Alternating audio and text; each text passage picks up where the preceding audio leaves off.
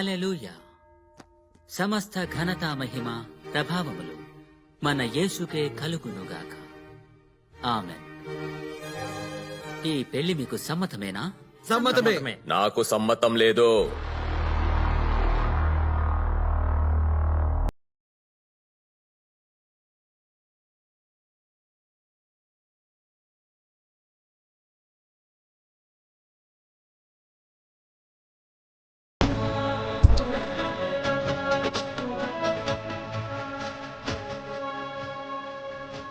ఎవరండి మీరు?